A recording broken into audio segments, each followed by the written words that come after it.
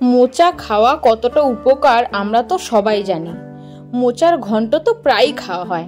আজকে মোচার একটু অন্যরকম রেসিপি তোমাদের সঙ্গে শেয়ার করতে চলে এলাম। মোচার কাটার পদ্ধতি সহ রেসিপিটা তোমাদের সঙ্গে আমি শেয়ার করেছি। প্রথমেই দেখে নিচ্ছি মোচাটা ছাড়িয়ে কিভাবে মোচাটা বেছে নেব। এরমভাবে মোচা থেকে ফুলগুলোকে আলাদা করে নিয়ে মাঝখানে যে শক্ত অংশটা থাকে আর তার সাথে থাকে একটা নখের মতো পাতলা আঁশের মতো পাপড়ি, ওটাকে কিন্তু বাদ দিতে হবে। দেখো এগুলো আমি বাদ দিয়ে রেখে দিয়েছি।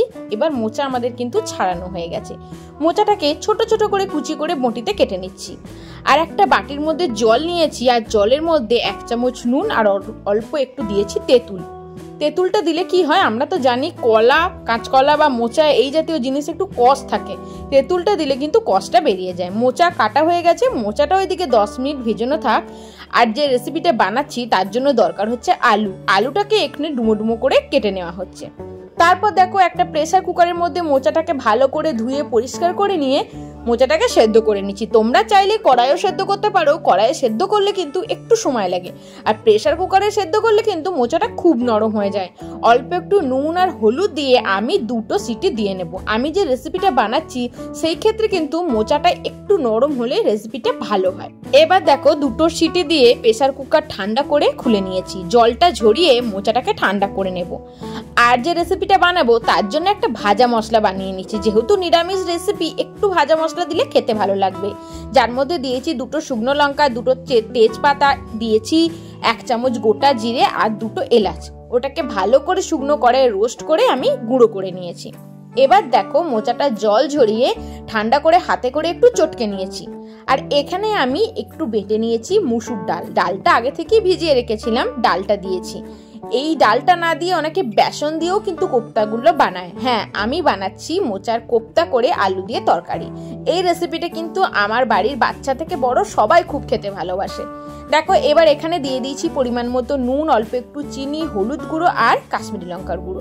খুব ভালো করে হাত দিয়ে মেখে নিয়ে গোল গোল বলের মতো করে কোপ্তাগুলোকে ভেজে নেব। রেসিপিটা সরষের তেলেই করছি। প্রথমে কোপ্তাগুলো ভেজে নেব, তাই তেলের পরিমাণ একটু বেশি দিয়েছি।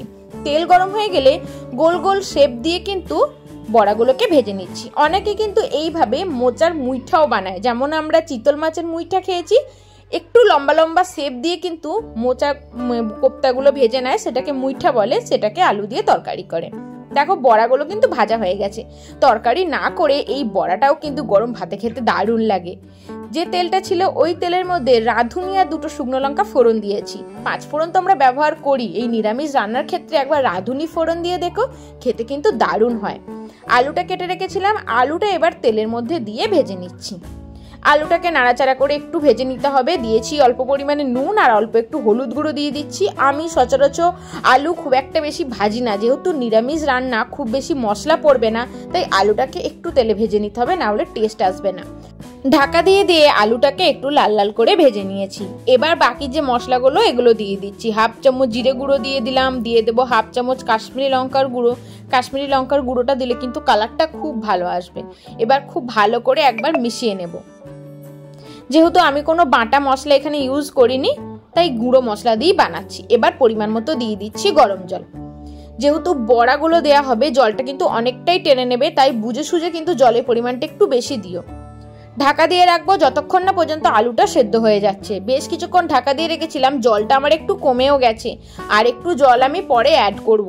এখন যে বড়াগুলো বা কোপ্তাগুলো ভেজে রেখেছিলাম মোচার, সেগুলো অ্যাড করলাম। আর যে ভাজা মশলাটা করে রেখেছিলাম প্রথমেই, ভাজা মশলাটা দিয়ে দিলাম 1 চামচ। এক্ষেত্রে তোমরা 1/2 চামচ ঘিও দিতে পারো। নিরামিষ তরকারিতে খেতে কিন্তু দুর্দান্ত হয়।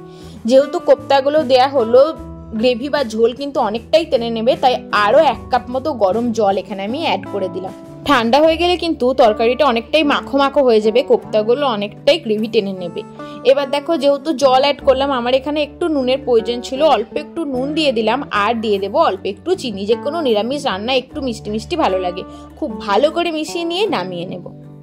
আমাদের মোচার বড়া করে তরকারি বা কোপ্তা কারি কিন্তু একদম রেডি। রেসিপি কেমন লাগলো অবশ্যই জানিও। ভালো লাগলে লাইক করো, ফ্রেন্ড ফ্যামিলির সঙ্গে শেয়ার করো। সবাই খুব ভালো থেকো।